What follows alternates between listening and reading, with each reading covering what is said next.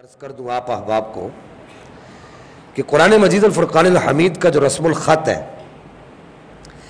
اس پر جو ہے کچھ لوگوں کو پریشانی ہے. کچھ اس وقت کے ملحدین ہیں, ملحدین کو بھی پریشانی ہو. کہتے ہیں جی قرآن میں فلاں لفظ اس طرح لکھنا چاہیے تھا تو اس طرح لکھ دیا, فلاں لفظ اس طرح لکھنا چاہیے تھا تو اس طرح لکھ دیے. میرے ہاتھ میں عبریز شریف ہے, یہ سیدی شاہ عبد العزیز دباغ, یہ 7ویں صدی ہجری کے بہت عظیم الشان بزرگ ہیں, اور ان سے مسئلے جو پوچھتے تھے وہ الازہر یونیورسٹی کے جو چانسلر تھے اس وقت, ڈین تھے, جو الازہر یونیورسٹی کے ڈین جو تھے وہ ان سے مسئلے پوچھا کرتے تھے.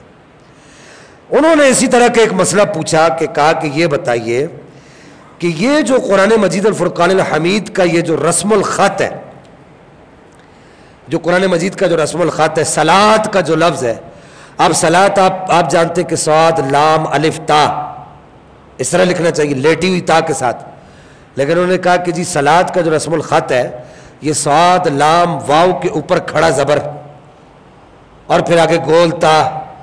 اسی طرح حیات کا جو لفظ ہے یہ حیات ہا یا الف تا لکھنا چاہیے, لیکن قرآن میں کیسا ہے ہا یا واو کے اوپر کھڑا زبر پھر آگے گول تا.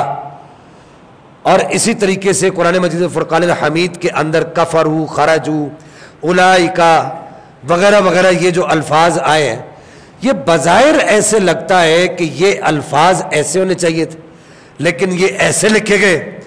اچھا, اب حیرت کی بات کہ قرآن مجید میں ایک جگہ پر صلاۃ جو ہے واو کے اوپر کھڑے زبر کے ساتھ بھی آیا ہے, اور ایک جگہ پر قرآن پاک میں صلاۃ الف کے ساتھ بھی آیا ہے. قل ان صلاتی و نسکی و محیای و مماتی للہ رب العالمین. اب وہاں پر واو پر کھڑے زبر کے ساتھ نہیں آیا, الف کے ساتھ آیا. حیات کا لفظ بھی قرآن مجید الفرقان الحمید کے اندر واو کے اوپر کھڑے زبر کے ساتھ بھی آیا اور الف کے ساتھ بھی آیا. اسی طریقے سے قرآن پاک کے اندر ایک لفظ ہے عتو. اب عتو کے آخر میں الف لکھا ہوا ایک جگہ پر قرآن میں, اور ایک جگہ پر قرآن پاک میں آخر میں الف نہیں لکھا ہوا. اسی طرح قرآن پاک میں ایک لفظ ہے سعو. اب ایک جگہ قرآن پاک میں سعو کے آخر میں الف لکھا ہوا ہے, یہ رسم الخط ہے. اور ایک جگہ پر قرآن پاک میں آخر میں الف نہیں لکھا ہوا, صرف سعو لکھ کر واو لکھ کر آخر میں الف نہیں لکھا ہوا. اس طرح قرآن پاک کے اندر بہت سارے الفاظ ایسے آئے ہیں کہ جو ایک جگہ پر کس طرح ہے دوسری جگہ پر کس طرح ہے. اب مفتی احمد سلجماسی جو الازہر یونیورسٹی کے چانسلر تھے اس وقت, ڈین تھے, انہوں نے سیدی شاہ عبد العزیز دباغ رحمہ اللہ سے یہ سوال کیا.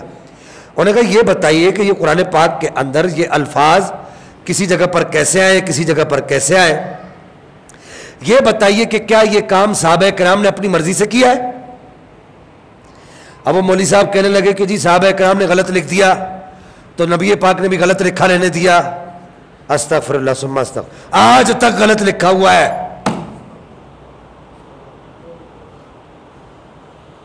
میں مولوی صاحب سے سوال کرتا ہوں, مولوی صاحب ہر سال نبی پاک کے ساتھ حضرت جبریل امین قرآن پاک کا دور کیا کرتے تھے.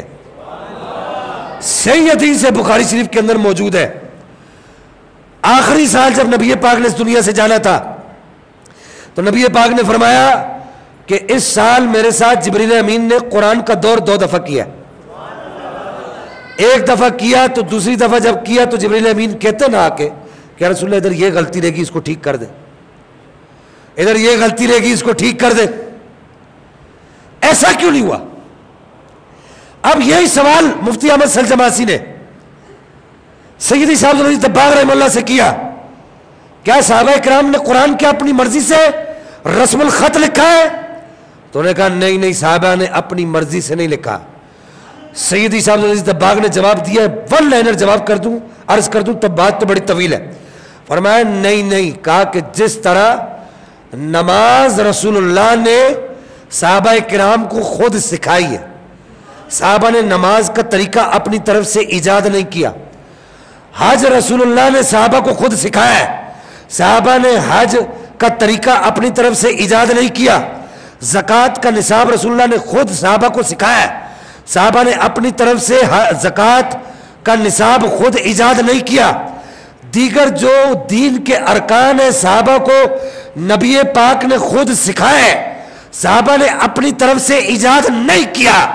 اسی طرح قرآن کا جو رسم الخط ہے، کہا جس طرح قرآن کا لکھنا رسول اللہ نے خود، جس طرح قرآن کا پڑھنا رسول اللہ نے خود صحابہ کو سکھایا ہے، اس طرح پورا قرآن الحمد کی الف سے لے کر والناس کی سین تک رسول اللہ نے سارے کا سارا قرآن اپنی نگرانی میں لکھوایا ہے۔ سیدی شاہ عبدالعزیز دباغ آخری بات عرض کر دوں، آپ فرماتے ہیں البری شریف کے اندر، فرماتے ہیں اللہ اگر کسی کو آنکھیں دے دے، دیکھنے والی آنکھیں دے دے، اور اگر وہ لوح محفوظ پر دیکھے اور قرآن کے ایک ایک حرف کو دیکھے، فرمایا یہ جو قرآن جس طرح یہاں پر لکھا ہوا ہے اسی طرح لوح محفوظ پر بھی عینی ایک ایک لفظ لکھا ہوا ہے۔ مولوی صاحب کہتے ہیں گرامر کی غلطی ہوگی، گرامیٹیکل مسٹیک ہو گئی، ہاں بعد میں صرف اتنا کہہ کہ میں رجوع کرتا ہوں، میں رجوع، اب باقی سارے مولوی صاحب چپ ہو گئے۔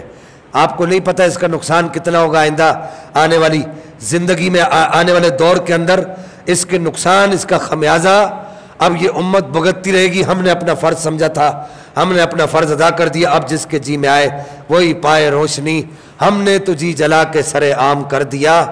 اب آپ کی ثواب دید پر ہے، آپ اپنا مولوی بچاتے ہیں یا اللہ کی کتاب کی حرمت کو بچاتے ہیں؟